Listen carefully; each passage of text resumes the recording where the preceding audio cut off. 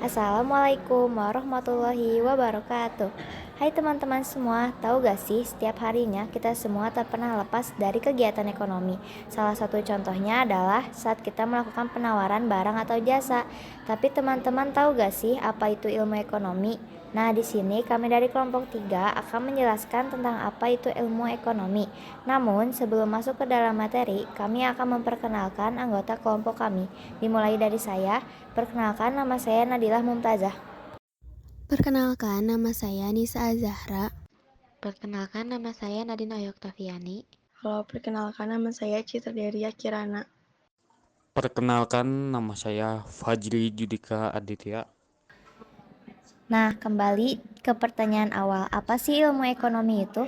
Ilmu ekonomi merupakan pengertian dari oikonomia, yaitu dari bahasa Latin dari asal kata oikos yang berarti rumah tangga dan nomos yang berarti aturan. Sehingga secara sederhana, ekonomi diartikan sebagai aturan-aturan dalam rumah tangga dalam upaya memenuhi kebutuhan. Adapun pengertian ekonomi menurut beberapa ahli. Yang pertama, menurut Adam Smith, ilmu ekonomi secara sistematis mempelajari tingkah laku manusia dalam usahanya untuk mengalokasikan sumber-sumber daya yang terbatas guna mencapai tujuan tertentu. Yang kedua, menurut Alfred Marshall, ilmu ekonomi adalah ilmu atau studi yang mempelajari kehidupan manusia sehari-hari.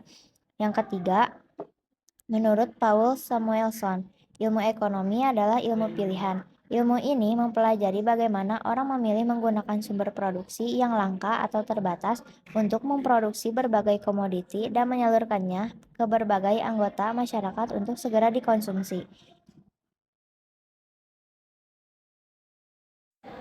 Jadi, inti dari pengertian yang disampaikan dari para ahli tersebut, ilmu ekonomi berperan aktif untuk menyejahterakan manusia baik secara perorangan maupun kelompok.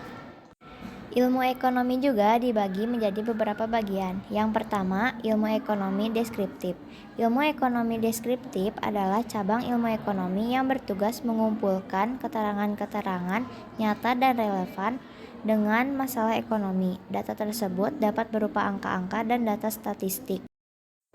Yang kedua, teori ekonomi. Teori ekonomi adalah cabang ekonomi yang bertugas menyusun model analisis ekonomi untuk menerangkan perilaku sistem perekonomian secara garis besar. Teori ekonomi mencakup dua ruang lingkupnya, meliputi ekonomi makro dan ekonomi mikro. Ekonomi makro merupakan bagian dari teori ekonomi yang mempelajari perilaku perekonomian secara agregat atau keseluruhan. Ekonomi mikro merupakan bagian dari teori ekonomi yang mempelajari perilaku perekonomian secara individual. Yang ketiga, ekonomi terapan. Ekonomi terapan adalah cabang ilmu ekonomi yang bertugas menggunakan hasil-hasil pemikiran teori ekonomi untuk menerangkan keterangan-keterangan nyata yang dikumpulkan oleh ekonomi deskriptif. Adapun 8 cabang ilmu ekonomi.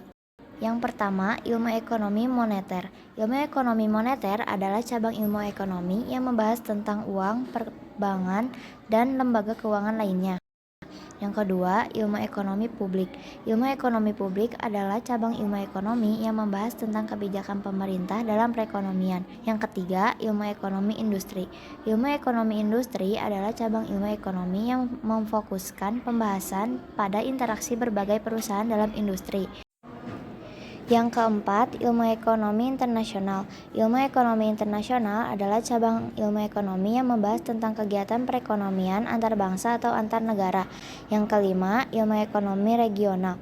Ilmu ekonomi regional adalah cabang ilmu ekonomi yang membahas tentang interaksi ekonomi antar wilayah dan proses perkembangan suatu wilayah. Yang keenam, ilmu ekonomi SDA. Ilmu ekonomi SDA adalah cabang ilmu ekonomi yang membahas masalah dan lokasi sumber daya alam yang optimal menurut ekonomi. Yang ketujuh, ilmu ekonomi SDM. Ilmu ekonomi SDM adalah cabang ilmu ekonomi yang membahas tentang faktor produksi tenaga kerja yakni mencakup sumber daya manusia. Yang kedelapan, ilmu ekonomi syariah. Ilmu ekonomi syariah adalah cabang ilmu ekonomi syariah yang bertujuan untuk menerapkan ekonomi syariah. Selanjutnya ada motif ekonomi. Motif ekonomi adalah dorongan untuk melakukan tindakan ekonomi dalam rangka mencapai kemakmuran. Dengan motif ekonomi, orang melakukan kegiatan ekonomi, misalnya memproduksi suatu barang atau menjalankan sebuah perusahaan. Akan tetapi, yang jelas motif ekonomi mula-mula adalah dorongan untuk kesejahteraan diri sendiri dan keluarga. Setelah hasrat diri sendiri terpenuhi, barulah muncul kehendak mensejahterakan pihak lain, ataupun tetap ada hubungannya dengan yang termotivasi. Singkatnya, motif ekonomi adalah alasan ataupun tujuan seseorang sehingga seseorang itu melakukan tindakan ekonomi. Adapun prinsip ekonomi. Prinsip ekonomi merupakan tindakan manusia untuk mengatasi permasalahan ekonomi yang dilakukan tiga pelaku ekonomi saling berkaitan, yaitu konsumen, produsen, dan distributor, yang menyalurkan barang. Mereka selalu berpedoman pada prinsip ekonomi. Prinsip ekonomi dapat diartikan sebagai tindakan untuk mendapatkan hasil yang maksimum dengan pemanfaatan biaya tertentu, atau dengan faktor produksi tertentu berusaha untuk mendapatkan hasil produksi yang maksimal. Prinsip ekonomi harus diberlakukan sesuai dengan faktor kelangkaan. Didorong dengan faktor kelangkaan, maka faktor-faktor produksi yang ada harus digunakan semaksimal mungkin dalam rangka menghasilkan barang dan jasa. Singkatnya, prinsip ekonomi merupakan dasar atau pedoman perilaku manusia dalam melakukan kegiatan ekonomi.